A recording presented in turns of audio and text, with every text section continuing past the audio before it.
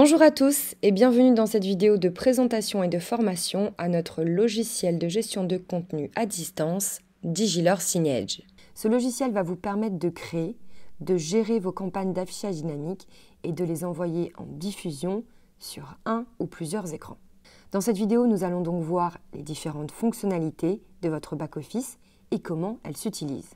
Pour commencer, rien de plus simple. Vous vous rendez sur l'URL donnée pour vous connecter avec vos identifiants de connexion. Vous allez donc arriver directement sur votre interface de gestion. Que vous soyez chez vous, en télétravail ou même à l'autre bout du monde, vous allez donc pouvoir créer et gérer vos différentes campagnes d'affichage dynamique. Le logiciel se décompose en 3 modules. Le premier module, contenu, le second module, programme, et enfin le dernier module, lecteur. À noter qu'il faudra toujours les prendre dans ce sens. On va d'abord créer des contenus, ensuite créer une boucle de diffusion, et enfin, on enverra en diffusion sur les lecteurs. Sur votre interface de gestion, vous allez déjà pouvoir télécharger vos différents éléments qui vont donc se retrouver ici dans vos contenus et vous allez même pouvoir créer des dossiers pour vous organiser et ranger vos différentes compositions. On va voir maintenant comment on va créer du contenu. On va donc cliquer sur Composer. Vous arrivez déjà à un premier niveau de paramétrage.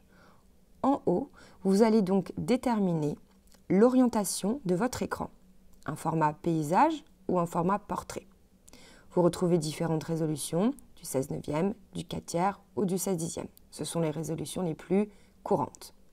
On va rester en format paysage avec un format 16/9 pour cette démonstration. Vous le voyez, on peut vous mettre à disposition des gabarits, des templates libres de droit qui vous permettent de repartir de ces éléments et de ne changer uniquement que les informations qui vont vous intéresser. Par exemple, on ouvre ce template, on va donc changer uniquement les informations qui nous concernent et qu'on souhaite modifier.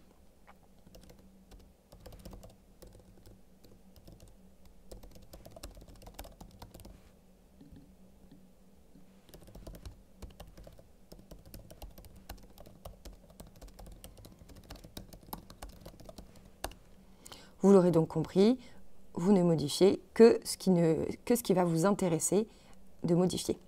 Donc ça, c'est pour la partie où vous utilisez les gabarits mis à votre disposition. Vous allez aussi pouvoir partir d'une composition totalement vierge et créer vos contenus et les mettre en page comme vous le souhaitez. On va donc cliquer ici sur Composition vierge. Vous arrivez sur cette interface. On retrouve au milieu ce qui va correspondre à notre écran.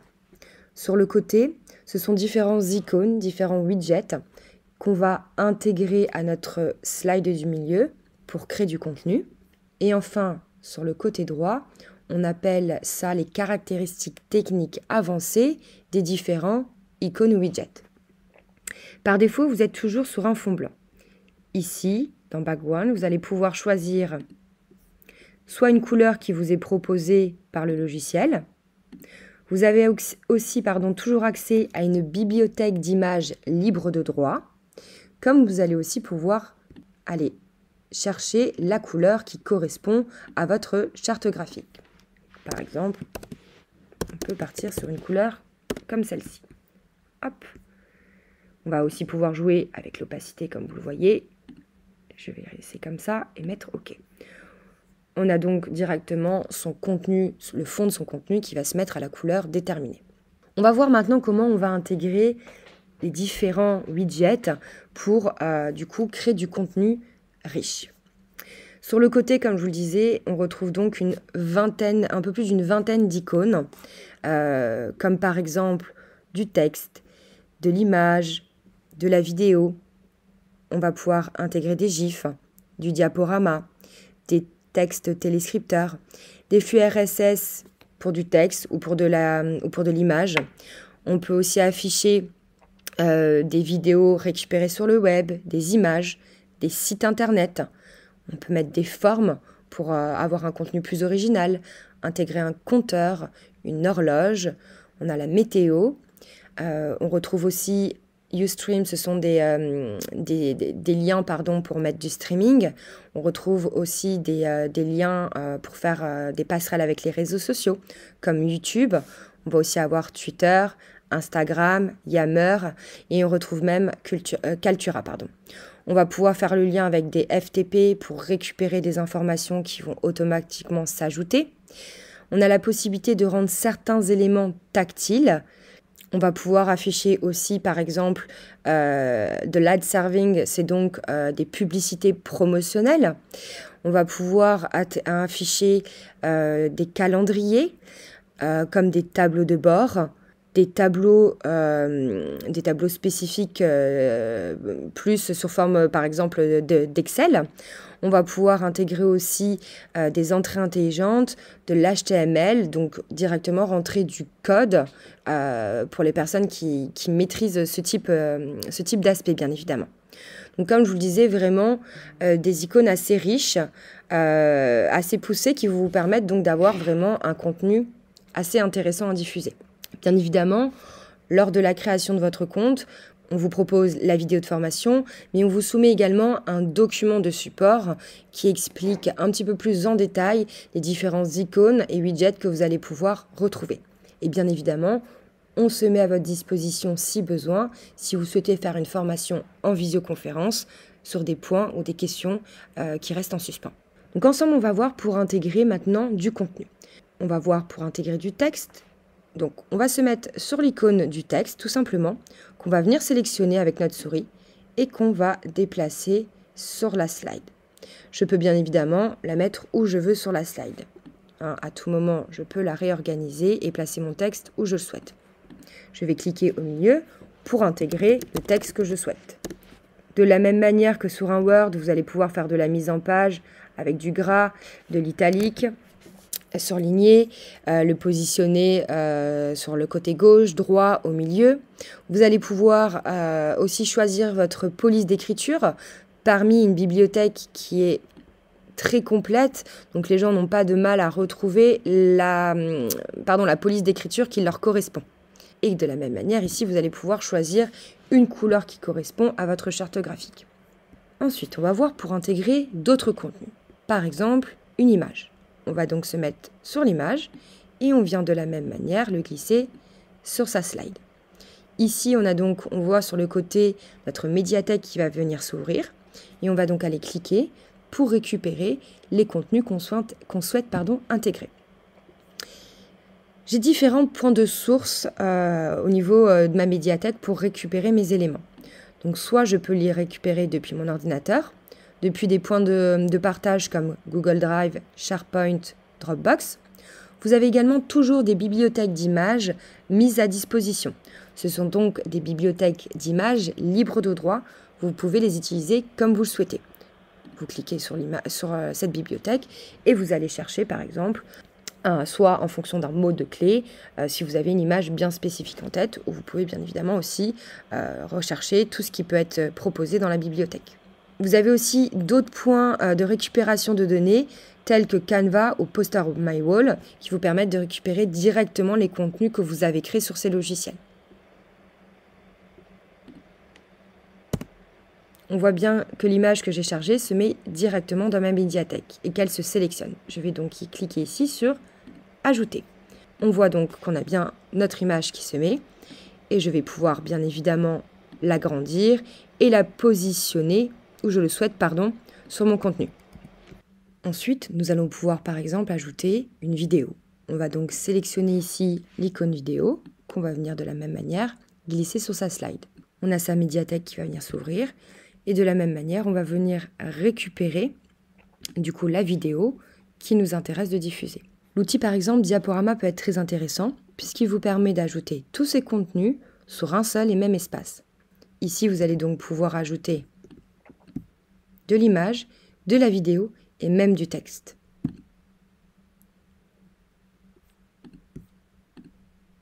Vous allez pouvoir redéterminer sur le côté le nombre de temps que l'on passe sur chaque contenu. On peut mettre par exemple ça, cette vidéo qui dure 5 secondes. Et vous pouvez bien évidemment, vous n'êtes pas limité sur le nombre d'ajouts de contenu, donc vous pouvez ajouter autant d'images, autant de vidéos que vous le souhaitez. Et bien évidemment, vous allez aussi pouvoir réorganiser l'ordre de passage si vous souhaitez le modifier. On va essayer de rendre ça un petit peu joli. Pour vous donner une idée de l'utilisation d'autres modules, par exemple, je vais en utiliser un que beaucoup de gens utilisent, c'est par exemple le module météo. Hop, on vient glisser ici le widget sur le côté. On va aller chercher le lieu qui nous intéresse d'afficher. En l'occurrence, nous on va prendre Nancy, là où on est notre siège social. Je vais aller chercher le format de la langue pour le mettre en français. Et je peux redéterminer également l'unité d'affichage. Je vais rester en degrés Celsius. Donc là, de la même manière, vous voyez, on a donc la météo qui va s'afficher. On peut faire ça avec beaucoup d'éléments, vous l'aurez compris. Pour afficher par exemple des liens vers des réseaux sociaux, on va vous demander de vous connecter avec vos comptes. Sur les liens URL, que ce soit un site web, une image web ou une vidéo web, de la même manière, on va vous demander les URL à les récupérer. En fait, tous les flux qui concernent derrière de la récupération, on va vous demander soit de vous connecter à des comptes pour récupérer les informations, soit du coup d'aller chercher l'URL correspondante pour pouvoir l'afficher sur le contenu. Un widget qu'on nous demande souvent, c'est par exemple la possibilité d'ajouter l'horoscope. L'horoscope, c'est en effet pas un widget, un module qu'on retrouve sur le côté, mais il y a une possibilité de l'afficher en allant récupérer du contenu sur Internet. Tout simplement, on va utiliser le widget HTML intégré et on va aller récupérer sur Google un code, du code source qui va nous permettre d'afficher ça directement depuis la plateforme. Donc il suffit juste de taper iframe horoscope, Hop. Il vous suffit donc de récupérer tout le code ici qui vous est proposé, vous le copiez-collez, vous retournez à côté. On va venir donc intégrer son module sur sa slide. Vous double-cliquez à l'intérieur et vous allez coller le code que vous avez préalablement copié sur le site. Hop. Et donc, on le voit ici, on a donc l'horoscope qui va s'afficher.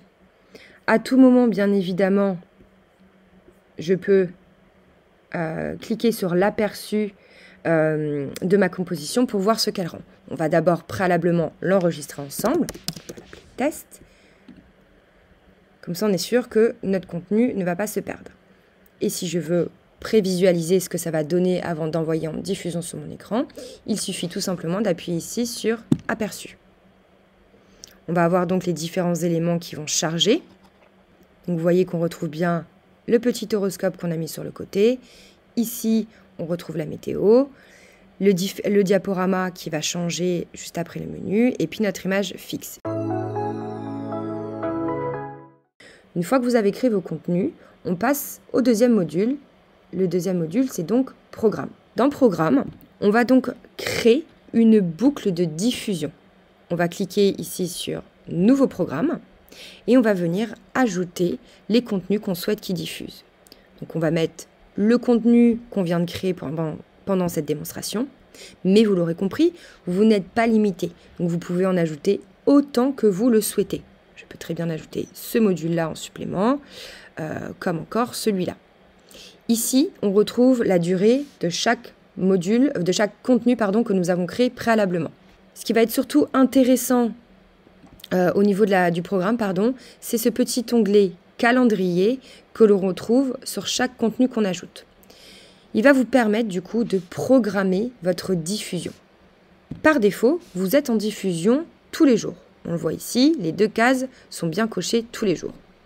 On peut très bien imaginer que le deuxième contenu qu'on ajoute à notre programme ne doit diffuser qu'un jour en particulier. Et bien, grâce à ce petit calendrier, on va pouvoir déterminer quand est-ce que la diapositive va jouer. peut très bien déterminer un jour en particulier dans la semaine, comme le mercredi. Et si je souhaite aller même plus loin parce que j'ai une offre promotionnelle sur un produit, sur un service ou sur toute autre chose, un jour en particulier comme on le disait, on va pouvoir aller définir ici une date de début, donc sur un jour du calendrier, avec un début de diffusion par exemple à 8 h et une fin de diffusion le même jour à 18 h quand mon offre expire. J'enregistre et on voit bien que c'est programmé de la sorte puisque ça s'affiche en programmé. Ce qui veut dire, je m'explique, au niveau du programme qu'on vient de créer, celui-là va jouer par défaut tous les jours. Cette diapositive s'ajoutera uniquement le mercredi sélectionné aux heures sélectionnées. Et celui-là, on l'a programmé aussi tous les jours, donc il diffusera tous les jours. Une fois que vous avez créé vos contenus, que vous avez ajouté tous les contenus à vos programmes et que vous avez bien programmé les dates de début et de fin de diffusion, vous n'avez plus qu'à enregistrer votre programme. Donc on retrouve ici le programme test qu'on vient de faire ensemble. Je peux, si je le souhaite, prévisualiser ce que va donner mon programme de diffusion. Je peux à tout moment, bien évidemment, également l'éditer si j'ai fait une erreur au niveau de la programmation ou des contenus. Dernière partie, le dernier module qui est le module lecteur. Quand on clique dessus, on arrive donc sur son parc d'écran. Là, en l'occurrence, on serait dans un cas où j'aurais 6 écrans à gérer. Donc, on a bien l'ensemble de ces écrans qui vont venir s'ajouter sur notre compte au fur et à mesure. On va donc pouvoir ici lancer le nouveau programme de diffusion qu'on a créé ensemble préalablement. Je décide par exemple de changer du coup le programme de ce premier écran. Je vais donc cliquer sur le petit crayon pour venir éditer les programmes de diffusion. Il y a celui-là qui est déjà actuellement en train d'être diffusé. Je vais donc le supprimer si je souhaite plus qu'il diffuse, et je vais venir ajouter le programme qu'on a créé ensemble. Je peux en ajouter de la même manière que dans mes programmes, je peux ajouter autant de contenu. Ici, dans ces écrans, je peux ajouter autant de programmes que je le souhaite. Une fois que vous avez ajouté vos différents programmes, vous n'avez plus qu'à appuyer sur « Diffuser ». On le voit ici, l'écran s'est déjà mis à jour. Il y a un petit boîtier derrière l'écran qui est un player qui lui se connecte régulièrement à Internet pour voir si vous lui avez attribué un nouveau programme de diffusion. Si c'est le cas, il va donc pouvoir le télécharger pour pouvoir le jouer sur l'écran en direct. Vous pouvez donc changer manuellement chaque écran, chaque programme des écrans, comme aussi on a la possibilité de créer des groupes. Et c'est notamment intéressant quand vous avez un certain nombre d'écrans à gérer sur lesquels vous souhaitez qu'ils aient des programmes de diffusion similaires. Ça vous évite de le faire un à un. Vous allez donc créer un groupe. On peut donc par exemple ajouter un groupe ensemble. On va l'ajouter ici. Test. Je vais lui mettre les lecteurs qui correspondent. Donc on va mettre par exemple celui-là, celui-là et celui-là. Et je peux directement lui attribuer les programmes de diffusion que je souhaite qu'il diffuse sur l'ensemble de ces 3 écrans. Je clique donc là-dessus. Je vais appuyer sur « Créer ». Là, on me confirme que mon groupe a bien été créé. On le retrouve par exemple, ici, groupe test avec 3 écrans et une programmation. Je peux retourner derrière dans mes lecteurs et on se rend bien compte que les 3 écrans que j'ai attribués au même groupe ont bien eu un programme de diffusion changé. On va donc passer maintenant à une dernière partie qui vous semblera très intéressante, notamment pour déterminer éventuellement un problème qui pourrait y avoir au niveau de la diffusion. Parfois, il peut y avoir des coupures d'Internet où l'écran est mal branché. On n'est pas forcément sur place. Par contre, on sait que notre écran ne diffuse pas le bon programme attribué ou ne diffuse rien du tout. Eh bien, depuis le logiciel, en allant dans l'onglet ici « Supervision », vous allez pouvoir avoir un état de vue de l'ensemble de votre parc d'écran. Donc, vous voyez ici, On arrive donc sur ce tableau de bord. Donc on retrouve les différents noms des écrans avec les programmes joués. On retrouve des informations informatiques qui vont moins être intéressantes pour vous dans l'immédiat, telles que ces 3 colonnes. La colonne qui va être surtout intéressante, c'est celle-là, le Last Update, puisque ça nous permet de voir quand est-ce que l'écran, en l'occurrence, s'est connecté à Internet. Dans le cas de cette première ligne, on le voit bien, le 3 du 10 à 17h04, il est actuellement 17h07. Ça veut bien dire que l'écran s'est connecté à Internet il y a moins de 3 minutes. Il y a donc une connexion normale. Pas de problème à signaler. Par contre, si on descend sur la 3e ligne, vous voyez qu'on a un petit carré noir qui s'affiche. Alors, ça ne veut pas dire que l'écran ne diffuse rien. Au contraire, il y a bien le nom de la playlist qui est affiché. Par contre, on se rend compte qu'ici, sur le Last Update, la dernière date de connexion date du 13 juin. Ce qui veut dire que cet écran n'a pas de connexion Internet depuis le 13 juin et n'a donc pas pu récupérer un éventuel nouveau programme de diffusion. L'avantage, c'est que dans certains cas, quand vous n'avez pas des programmes qui changent régulièrement, vous pouvez bien évidemment couper vos écrans ou couper Internet dans des soucis d'énergie. Il faudra bien évidemment le remettre au moment où vous souhaitez changer votre programme de diffusion. Mais en tout cas, ce tableau de bord vous permet en effet d'avoir un premier niveau d'identification s'il y avait un problème au niveau de la diffusion. Donc on retrouve 4 codes de couleurs, on les retrouve en bas. Vert, ça signifie qu'il a pu se connecter à Internet depuis moins de 3 heures. Quand c'est jaune, il s'est connecté entre 3 et 8 heures. Rouge, 8 et 24 heures. Et au-delà de 24 heures, on passe avec une petite icône noire. Dans tous les cas, si vous rencontrez n'importe quel problème avec le logiciel ou avec le matériel, nous vous invitons toujours à vous rendre sur notre site internet général et contacter notre support via notre ouverture de ticket qu'on retrouve tout en bas de la page, juste ici. Ils reprennent contact avec vous dans un délai maximum de 24 heures.